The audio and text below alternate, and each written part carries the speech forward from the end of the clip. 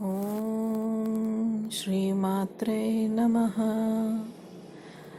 अखण्डमण्डलाकारं व्याप्तं येन चराचरं तत्पदं दर्शितं येन तस्मै श्रीगुरवे नमः। अज्ञानतिमिरान्धस्य ज्ञानाञ्जनशलाकया चक्षुरुन्मिलितं येन तस्मै श्रीगुरवे नमः. So we are going to begin the reading of Tripura Rahasya Shakti Sadhana Steps to Samadhi. This is a translation of the original text in Sanskrit by Pandit Rajamani Tigunayat, and Swami Rama had an important and significant contribution in overseeing this translation, and he has given a little introduction to the text. So before we begin the actual text, I would like to read the introduction given by Swami Rama, dedicated to the Mother alone.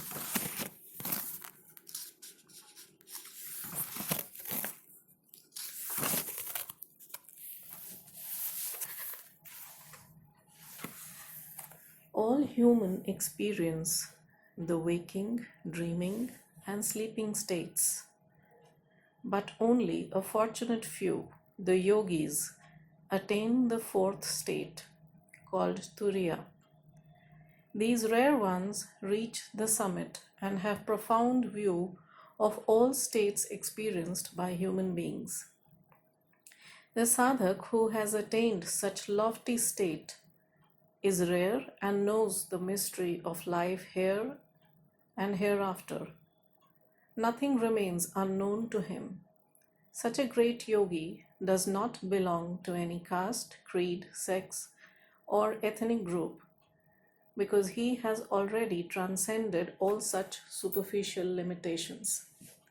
The knowledge that enlightens such a sadhak is called Tripura Rahasya. The text by that name is one of the most significant scriptures in the tradition of Tantra Yoga. Its beauty lies in the fact that it expounds the lofty knowledge of inner truth while systematically offering practical instructions on Shakti Sadhana. In Shakti Sadhana, the sadhak learns to apply all of his resources to the task of awakening the dormant fire within and leading it to the higher awareness, finally reaching the highest chakra, the 1,000-petaled lotus. In advanced stages of practice, the sadhak knows all about his future, even the next life. This is the glory of Shakti Sadhana. Traditionally, spiritual knowledge was handed down from gurus to their disciples, and this tradition still exists. In ancient India, it was customary for a student to know about the tradition and lineage of the knowledge he was receiving before he started treading the path of light. Thus, the Tripura Rahasya opens with references to the tradition through which it has been transmitted. The seers, Megha and Sumedha, are said to be the spokesmen of this scripture. They made it available to the oral tradition, and from there it was committed to writing. They received this knowledge from the sage Parshuram. Parshuram received it from Dattatreya, Dattatreya from Brahma, Brahma from Vishnu, and Vishnu from Shiva. In Markandeya Puran, it is said that Megha Rishi was also a teacher of the Saptashati, another prominent scripture of Shakti Sadhana. Megha Rishi was initiated by the great sage Parshuram, and so, in reciting the scripture, Megha Rishi begins with the story of Parshuram. Parshuram is one of the key links in the long chain of tradition of the Himalayan sages.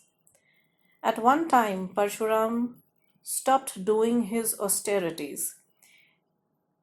He felt badly about his lapse and repented. In this frame of mind, he encountered a man who was pretending to be completely disorganized and mentally disturbed. The man ignored him, but Parshuram, determined to talk to him, made persistent efforts to get his attention. The man did not lose his temper, even though Parshuram teased him obstinately, but kept on smiling, mumbling something that Parshuram did not understand. This behavior convinced Parshurama that he had encountered a great sage who had conquered lust and anger, and so he surrendered himself at the man's feet. Seeing this, the man said, I am Brihaspati's brother, Samvart. I renounced my home in my childhood and began practicing contemplation. I protect myself from people by posing as a lunatic. I remain in contemplation all the time and have no time to teach you. Go to the sage Dattatreya. He will initiate you in the worship of Tripura. Hearing this, Parshuram went to Gandhamandana mountain, where the revered Dattatreya lived. This mountain is north of the Himalayas. In this calm and tranquil setting, he found someone seated in a meditative pose, who greeted him with a smile, saying, You are in the right place. The sage Dattatreya is seated in the inner chamber of this ashram. You may go in. Parshuram entered and saw the sage. The courtesan was seated next to him, trying her best to charm him, and a goblet of wine was by his side.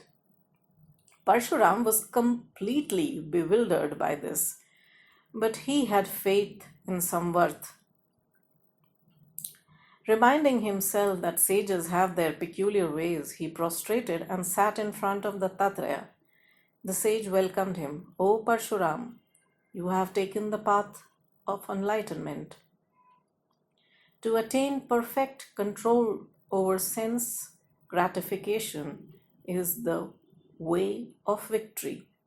You have control over the palate and the sexual urge. Then it is a great achievement. As you see, I have kept the objects of enjoyment with me. Both wine and courtesan are by my side. Seeing this, all the sages have left me. They despise me now. For what have you come? Do you not hate me?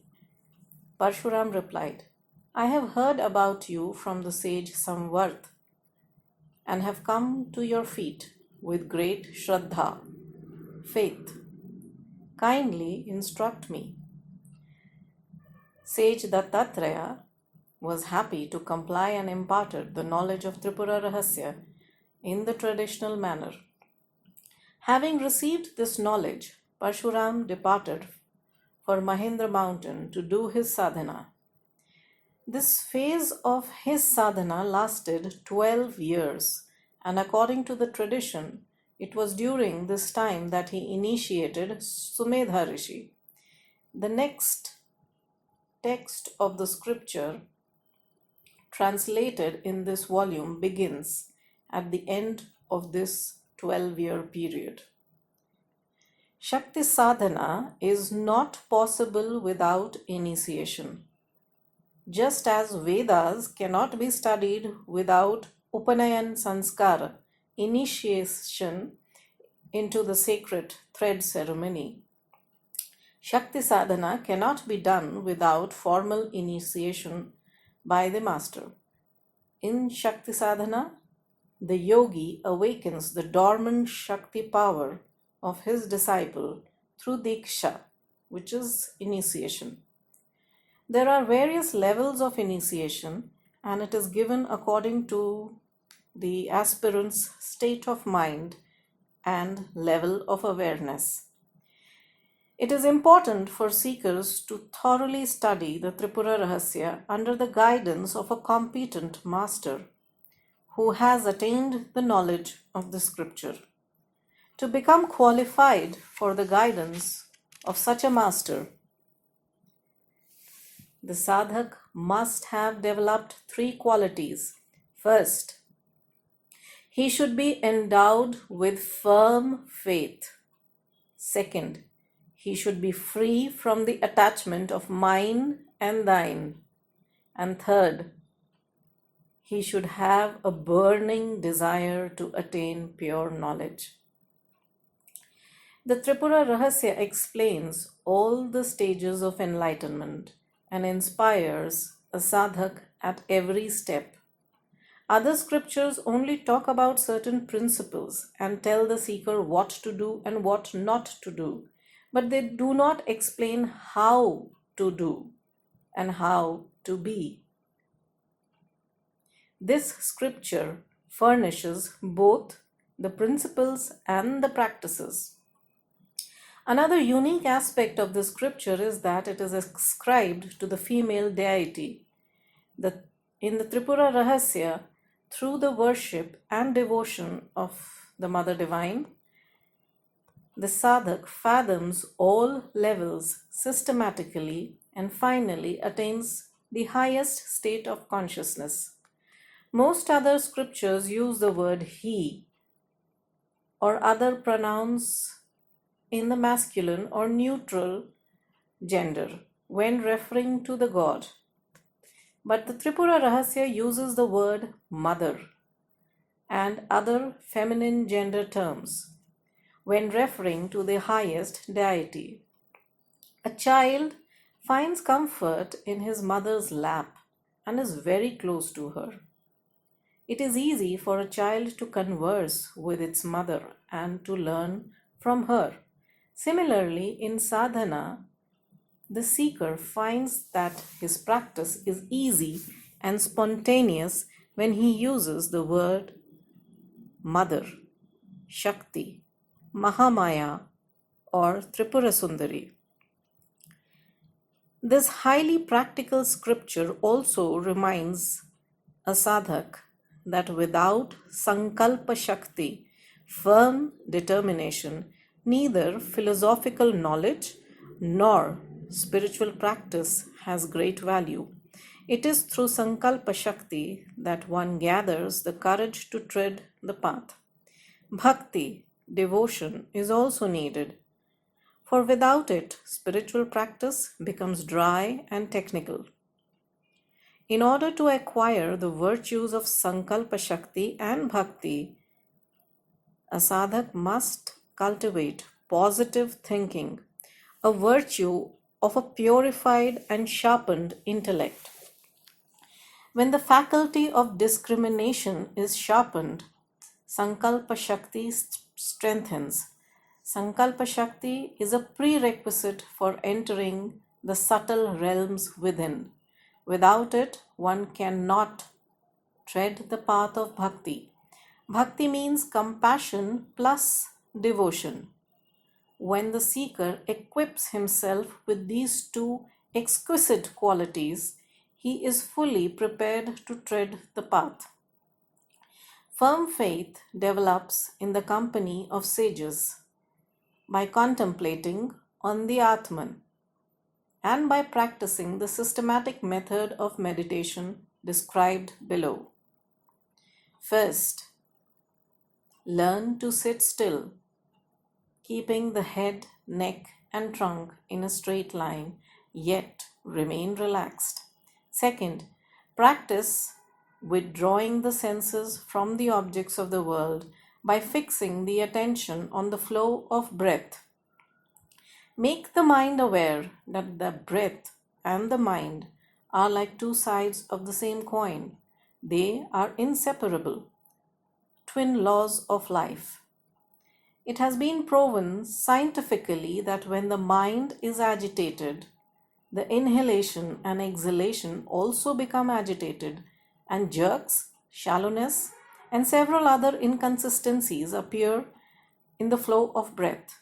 The next step is to realize the nearness of the self within. This is accompanied by gearing the mind and its modifications one pointedly to the individual self alone. Upasana, literally meaning to be near. Up asan means to be constantly aware of the self within. This is the prime goal of that sadhana which leads the seeker to the highest state of attainment. Upasana or devotion has two aspects, external and internal. The external worship uses objects such as flowers, fruits, and rituals such as fire ceremony, the yajna, are performed. And in the internal worship, the mind and its modifications are made one pointed and inward. Then, as the Yoga Sutra says, Tada drashta swarupe avasthanam. The seer is established in his own nature.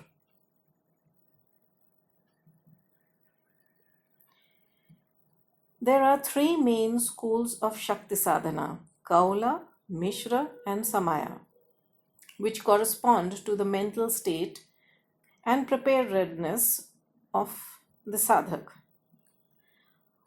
All are concerned with awakening the Kundalini energy from its dormant state at the base of the spine and leading to the crown chakra.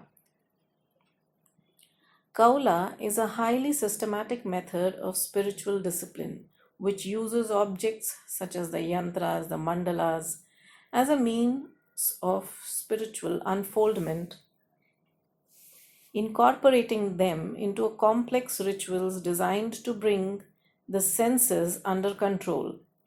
Adherents of this school concentrate on awakening the divine force latent in the Muladhara chakra. Mishra means combination.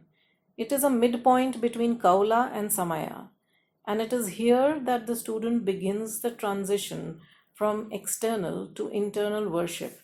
In this school, the student or the sadhak masters the symbolic meaning of yantras and mandalas and learns to internalize them with devotion. The master imparts the systematic method of leading the Kundalini force to the Anahat chakra, the heart center, which becomes the center of concentration. Samaya is the highest of the three schools and is practiced only by accomplished yogis. The word Samaya means I am with you. When the sadhak attains this state, he feels as though he is walking in the Brahman consciousness all the time. This ajapajap becomes spontaneous and effortless. Even in deep sleep, he remains aware of his mantra because mantra becomes the prominent factor in all activities of life. This school leads the sadhak directly to moksha. At this stage, the body is regarded as a living shrine in which the divine force dwells. All practices are internal. No internal method, such as contemplation or meditation, can be accomplished without establishing perfect harmony between the mind and the breath. And the aspirant is given breathing practices to establish this harmony. When the sadhak is fully prepared and yet still encounters obstacles, the master bestows his grace.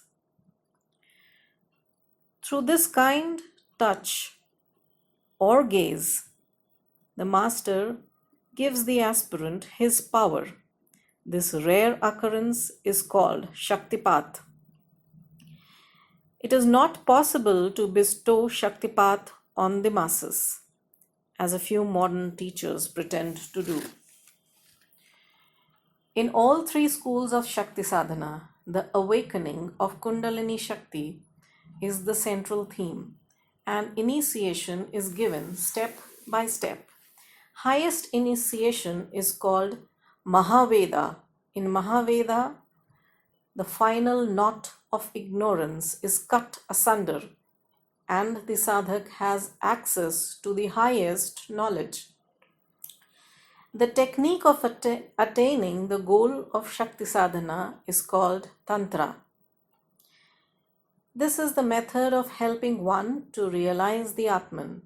Etymologically, the word is derived from the verb tan, which means expansion or introduction, and the suffix tra, which means protection or guide. Thus, Tantra is the path of sadhana which leads the aspirant to the highest state of protection, which is the highest state of attainment. Tantric scriptures expound the multifarious meaning of all the tattvas, principles, from the absolute to the manifest world, including the science of mantra. The philosophy of Sankhya is related to Shakti sadhana or Agama scriptures. It furnishes three types of evidence: direct experience, inference, and the sayings of the adept. As does Shakti sadhana. Sankhya also accepts the teachings of the Vedas. According to Sankhya, one can attain freedom from sorrow and pain by knowing the Tattva Jnana, the knowledge of both the gross and the subtle forms of the universe. The profound knowledge of life here and hereafter is attained through sadhana. An aspirant knows that there is nothing that actually goes to complete annihilation. No object is subject to destruction. That which we call death is a change of the form and the name of that which we considered to be dead. When the body drops, the individual soul is still carried by the vehicle manufactured by desires, the unconscious mind. As long as it drives that vehicle, it is called the individual soul. The moment it drops the vehicle, it becomes one with the Absolute. In the same way that the river meets the ocean and it becomes one with it. In the Tripura Rahasya, the dialogue between Sri Dattatreya and Sri Parshuram leads the sadhak to know what is duality and what is absolute, one without second. What is Dvait and what is Advait. The state of Advait cannot be discussed, but can only be realized. Discussions are possible only in the state of duality. Pandit Tigunayat, being a scholar of Sanskrit, translated the Tripura Rahasya in a manner that was very terse and scholarly. Therefore, it was not accessible to modern students, especially those in the West. After careful reading of this translation, Deborah and Swami Rama recommended that he modify it so that it would be accessible to the general public reading, especially for those on the path of sadhana. Although this meant that he had to retranslate the entire scripture, Swami Rama advised him to do so because a scholarly, abstruse translation would be of no use to the general reader. This is the reason we chose this book as against the more academic translation.